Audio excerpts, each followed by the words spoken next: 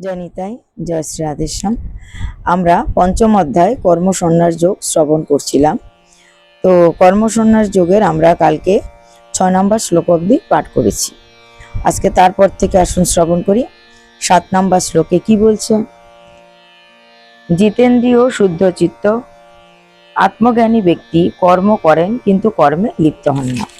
অর্থাৎ জিতেন্দ্রিয় ব্যক্তি, কয়েকটা ধাপ বলেছে। জিতেন্দ্রিয় শুদ্ধ চিত্ত বা আত্মজ্ঞানী, তার মধ্যে জিতেন্দ্রিয় কি? জিতেন্দ্রিয় হচ্ছে যিনি তার কাম ক্রোধ লোভ মোহ মদ মাৎসর্য এই 6টা রিপুকে নিজের বশীভূত করেছেন। তিনি তার কামনা বাসনাকে নিজের কন্ট্রোলে রাখতে পেরেছেন। যিনি তার ক্রোধকে নিজের বশে রেখেছেন, যিনি তার লোভকে নিজের শাসনে রেখেছেন, যিনি তার জিহ্বাকে নিজের বশীভূত করে রেখেছেন, যিনি মাৎসর্য অন্যের কোনো কিছু দেখলে ঈর্ষা পরায়ণ হচ্ছেন না, বসে রেখেছেন নিজেকে। কারো কিছু হচ্ছে তো তার পুণ্যের ফলেই সে তার ভালো কিছু পাচ্ছে। অর্থাৎ কলির যে 6জন সৈনিক আছে, কাম ক্রোধ লোভ মোহ মদ মাৎসর্য, এরা কলির সেনাপতি। এই কলির সেনাপতিদেরকে নিজের দেহের ভিতরে আধিপত্য বিস্তার করতে দেননি যে ব্যক্তি, তাকেই জিতেন্দ্রিয় বলা হচ্ছে। তো এহেন জিতেন্দ্রিয় ব্যক্তি কর্মে লিপ্ত হন না। কর্ম তো করেন ভাষা ভাষা, যে ভগবান আমাকে দিয়ে বা আমার দেহ দ্বারা কর্ম করাচ্ছেন তা করছি, কিন্তু তিনি ওই কর্মের মধ্যে একদম লিপ্ত হয়ে যান না।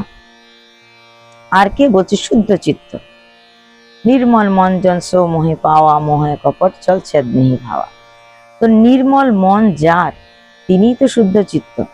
যার অন্তঃকরণ, যার চিত্তটা সদা সর্বদা পবিত্র থাকে, যার অন্তঃকরণে সদা সর্বদা ভগবান শ্রীকৃষ্ণ বিরাজ করে, রাধারানী বিরাজ করে, এহেন ব্যক্তির চিত্ত তো সদা সর্বদা শুদ্ধই থাকে।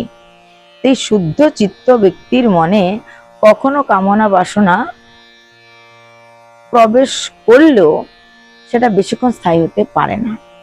প্রথমত বলা যায় প্রবেশ করতে পারে না, দ্বিতীয়ত বলা হচ্ছে প্রবেশ করতে পারলেও এটা বেশিক্ষণ স্থায়ী হয় না। কেমন? যেরকম বর্ষাকালে বিভিন্ন দিক থেকে বিভিন্ন নদী নালা খুব দ্রুত বেগে এগিয়ে গিয়ে সমুদ্রে মিশে যায়। তো যখন সেই নদী নালাগুলো খুব দ্রুত বেগে বর্ষার জল নিয়ে সমুদ্রের দিকে ধাবমান হয়, তাদের তরঙ্গ প্রবল থাকে, তাদের গতিটা প্রবল থাকে। কিন্তু যখন সমুদ্রের সাথে মিলিন হয়ে যায় তখন তারা যেন শান্ত হয়ে যায়। আগে সেই উত্তাল সেই উচ্ছ্বাস ভাবটা যেন আর থাকে না। কোথাও না কোথায় গিয়ে সে বিভিন্ন ধারার এক জায়গায় মিলিত হয়ে শান্ত হয়ে গেল, সাগরে গিয়ে মিলন হয়ে গেল। সাগর প্রত্যেক সময় যেরকম থাকে সেরকমই আছে।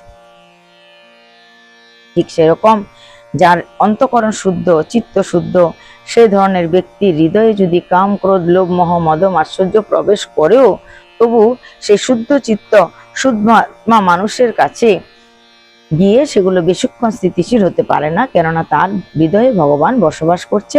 ভগবান তাকে সাহায্য করবেন এগুলোকে বশীভূত করার জন্য। আর কে? আত্মজ্ঞানী। আত্মজ্ঞানী মানে যিনি নিজেকে নিজে চিনতে পেরেছেন। যদি বলি বৃক্ষ তোমার নাম কি, বৃক্ষ কি বলবে? ফলে পরিচয়। আম গাছকে গিয়ে জিজ্ঞেস করবে তোমার নাম কি, আম গাছ বললে আমার ফলে তুমি পরিচয় পাবে, আম গাছে তো আম ধরবে। জাম গাছকে জিজ্ঞেস করো কি, ফলে পরিচয়, জাম গাছে জামই ধরবে। তো প্রত্যেকটা বৃক্ষ যেরকম নিজের ফুল এবং ফল দ্বারা নিজের পরিচয়টা দেয়, ঠিক তেমনি আত্মজ্ঞানী ব্যক্তি নিজের পরিচয়টা জানতে পারে। কি পরিচয় আমাদের? যদি আমাদের কাউকে জিজ্ঞেস করে হে জীব তোমার পরিচয়টা কি, আমি এমুকের ছেলে, এমুকের মেয়ে, এমুকের স্ত্রী, এমুকের মা, এটা কি পরিচয়? এটা তো আমাদের দেহের পরিচয়। সম্পূর্ণ পরিচয়টা আমি এমুকের মা, আমি রামের মা। এই যে রামের মা, এটা কিসের পরিচয়? এটা আমার দেহের পরিচয়। আমি শ্যামের বোন, এটা কার পরিচয়? দেহের পরিচয়। এরকম যতগুলো পরিচয় আছে, কারো স্ত্রী, বোন, ভাই, বা পুত্র কন্যা, এই সমস্ত সম্পর্কগুলো হচ্ছে আমাদের দেহের সঙ্গে সম্পর্কযুক্ত পরিচয়। কিন্তু যিনি সত্যিকারের আত্মজ্ঞানী তিনি জানে আমাদের কি পরিচয়। কি পরিচয় আমাদের তাহলে? ভগবান বলছেন জীব নিত্য কৃষ্ণ দাস, এটাই আমাদের পরিচয়। আমরা কৃষ্ণ দাস, এটাই আমাদের সব থেকে গুরুত্বপূর্ণ পরিচয়। একটাই পরিচয় আমাদের, আমরা সমস্ত জীব, পৃথিবীর সব মানুষ কৃষ্ণ দাস, ভগবান শ্রীকৃষ্ণের সেবক। আমরা জীব নিত্য কৃষ্ণ দাস, যখন সে কথা ভুলে যায় মায়ায় পড়ায় তাকে ফাঁস। আমরা এই কথাটা ভুলে যাই বলেই তো মায়ারূপী যে নারী মূর্তি বলে তাকে ভাগবতে বলা হচ্ছে, তিনি আমাদেরকে গ্রাস করছেন বা আমাদেরকে আষ্টে পৃষ্ঠে বেঁধে নিয়েছেন। এই আত্মজ্ঞানী ব্যক্তিরা নিজের পরিচয় জানে, সে নিজে কৃষ্ণ দাস, আর ভগবান শ্রীকৃষ্ণই সব কর্ম তার দ্বারা করাচ্ছেন। তাই জিতেন্দ্রীয় ব্যক্তি, শুদ্ধচিত্ত ব্যক্তি আর আত্মজ্ঞানী ব্যক্তি কর্ম তো করেন বটে, শরীর ধারণ করার জন্য, জীবিকা নির্বাহ করার জন্য, দেহের সঙ্গে সম্পর্কযুক্ত যেই সম্বন্ধগুলো আছে তাদের লালন পালন করার জন্য বা তাদেরকে সুখী করার জন্য, অথবা ভগবত সেবা করার জন্য, অথবা বলা যায় ভগবানকে সুখী করার জন্য। তারা কর্ম তো করেন, কিন্তু সেই কর্মে তারা লিপ্ত হন না। তারা জানেন ভগবান আমায় দিয়ে বা আমার এই দেহ দিয়ে কর্ম করিয়ে নিচ্ছেন, তাই তারা সে কর্মে লিপ্ত হন না। পরের শ্লোক বলছে, 8 নম্বর শ্লোক বলছে, আমি কর্ম করি এই কথা যোগে যুক্ত তত্ত্বদর্শী জ্ঞানী ব্যক্তি ভাবেন না। কর্মযোগে যুক্ত আছে ব্যক্তি, কাজ করে যাচ্ছে, কিন্তু তারা তত্ত্বদর্শী, তারা বিভিন্ন গ্রন্থ পড়েছে, তারা জ্ঞান অর্জন করেছে, বিভিন্ন গ্রন্থের যে উপদেশমূলক কথা, আত্মতত্ত্ব সম্পর্কে যে কথা, সেই কথাগুলো তারা পড়েছে, জেনেছে, উপলব্ধি করেছে, নিজের ভিতরে অনুধাবন করে নিয়েছে। তাই তারা বুঝে গেছে যে আসল মূল ব্যাপারটা কি। তাই তারা কর্ম করলেও কখনো তারা এটা ভাবেন না যে আমি কর্ম করছি। তারা জানে এ কথা, ভগবান আমার দ্বারা কর্মটা করিয়ে নিচ্ছেন, আমার দেহ দ্বারা কর্মটা করিয়ে নিচ্ছে ভগবান। কারণ আমাদের প্রত্যেকের এই যে দেহটা আছে, মানব দেহ, এটাও ভগবানের দেওয়া একটা জিনিস, সেটা ভগবানেরই পাওনা। তাই যারা তত্ত্বদর্শী ব্যক্তি বা তত্ত্বজ্ঞানী ব্যক্তি, তত্ত্ব সম্পর্কে অবগত হয়ে গেছেন, কখন কি হবে না হবে নিজেকে জেনে গেছেন, তখন তারা কি করে ভগবানকে পেতে চায়, আর অন্য কিছু ভাবনা চিন্তা করে না। কর্ম করলেও তারা লিপ্ত হয় না কর্মে, জানে আমরা ভগবানের ইচ্ছায় কর্ম করছি। জ্ঞানী ব্যক্তি উন্মেষ নিমেষ প্রভৃতি সমস্ত কর্মই ইন্দ্রিয়ের কাজ বলিয়া মনে করেন, তাহার কর্তৃত্ব অভিমান নাই। 9 নম্বর শ্লোকে বলছি কি, জ্ঞানী ব্যক্তি উন্মেষ নিমেষ, চোখের পাতা ফেলা, চোখের পাতা উঠানো, অর্থাৎ বন্ধ করা খোলা, চোখটাকে বন্ধ করা খোলা, বন্ধ করা খোলা।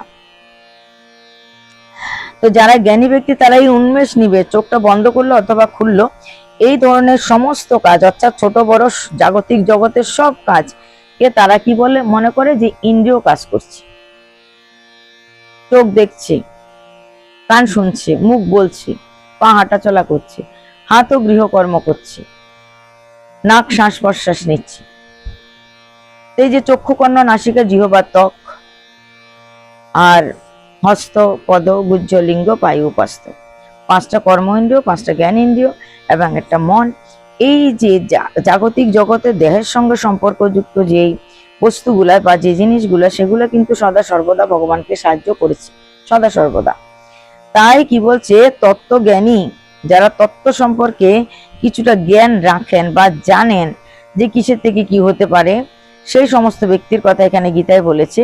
জ্ঞানী ব্যক্তি উন্মেষ নিমেষ প্রভৃতি সমস্ত কর্মই ইন্দ্রিয়ের কাজ বলিয়া মনে করেন, তাহার কর্তৃত্বাভিমান নাই।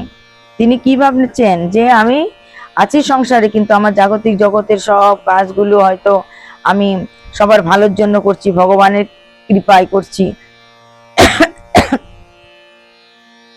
ভগবান দেহ দ্বারা আমাকে করিয়ে নিচ্ছেন, এই সমস্ত কিছু তারা ভাবে। তাই তাদের কর্তৃত্ব অভিমান নাই, যে আমি করছি, আমি না হলে হবে না, আমি না হলে চলবে না, আমি না হলে কাজটা করা হতো না, এই ভাবটা তাদের মনে নেই, অর্থাৎ কর্তৃত্ব অভিমান, কর্ম তো করেছে, সে কর্মের ফলটা সে নিতে চাইছে না, কর্তৃত্ব অভিমান শূন্য তিনি। তাই তিনি বলছেন যে উন্মেষ নিমেষ প্রভৃতি সমস্ত কার্য কিন্তু এই উন্মেষ নিমেষ সমস্ত কর্ম ইন্দ্রের দ্বারা করতে হয়, তাই তার কর্তৃত্বাভিমান থাকে না। যিনি ফলাকাঙ্ক্ষা ঈশ্বরে অর্পণ করিয়া কর্ম করেন তিনি নির্লিপ্ত এবং নিষ্পাপ হন। কর্ম করছেন কিন্তু ফলের আশা করছেন না, ফলটা ভগবান দেবে। তা কর্ম করা আমার অধিকার, কর্ম করছি, ফল দেওয়ার মালিক ভগবান, সেটা ভগবানের উপরে ছেড়ে দিচ্ছে। যখন খুশি ভগবান ফল দেবেন, আবার না হলে দেবেন না। তাই সে কর্ম তো করছে কিন্তু নির্লিপ্ত ভাবে, কিছু পাওয়ার আশা রেখে নয়, কিছু পাওয়ার আশা রেখে তারা কর্ম করছে না। যেরকম ভগবানের কাজ করছে, ভগবানের কাজ করতে গোপীদের ভালো লাগে তাই ভগবানের কাজ করছে, পাওয়ার আশায় নয়। ঠিক তেমনি এখানে ভাগবত গীতায় বলছে, যিনি ফলাকাঙ্ক্ষা ঈশ্বরে অর্পণ করিয়া, ঈশ্বর আমায় ফল দেবেন যদি আমি ভালো কাজ করি, তাই ভালো কাজ আমরা করব, ঈশ্বর তো ফল দেবেন। সে কারণে বলছে যিনি ফলাকাঙ্ক্ষা ঈশ্বরে অর্পণ করিয়া কর্ম করেন কিন্তু নির্লিপ্ত থাকে, কর্ম তো করছে, আসক্তি হয় না, এ ধরনের ভক্ত তো ভগবানের প্রিয় ভক্ত হয়। ফল ত্যাগী কর্মযোগী মন আদি ইন্দ্রিয় দ্বারা আত্মশুদ্ধি লাভ করার জন্যই কর্ম করেন। যারা কর্মফলের আশা না করে কর্ম করছেন, তারা কি জন্য করছেন? তারা কর্মযোগী কিন্তু কর্ম করেই যাচ্ছে, কিন্তু ফলের আশা করছে না। তারা ইন্দ্রিয়ের দ্বারা, অর্থাৎ ওই যে বললাম একটু আগে, 5টা কর্ম ইন্দ্রিয়, 5টা জ্ঞান ইন্দ্রিয়, একটা মন, এই 11টা ইন্দ্রিয় দ্বারা তারা এমন ভাবে ভগবানের সেবা অর্চনামূলক কাজ করছে, তাদের চিত্তটাকে শুদ্ধ করে নিচ্ছে এবং কি করছে, ইন্দ্রিয় দ্বারা আত্মশুদ্ধি লাভ করার জন্যই তারা কর্ম করছেন। এই ইন্দ্রিয় দ্বারাই আত্মাকে শুদ্ধ করার জন্য তারা কর্ম করছেন। 11 নম্বর শ্লোক অব্দি আমরা আজকে পাঠ করলাম, কালকে 12 নম্বর শ্লোক আপনাদের শ্রবণ করাবো। আজকে এই পর্যন্তই। জয় নিতাই, জয় শ্রী রাধে।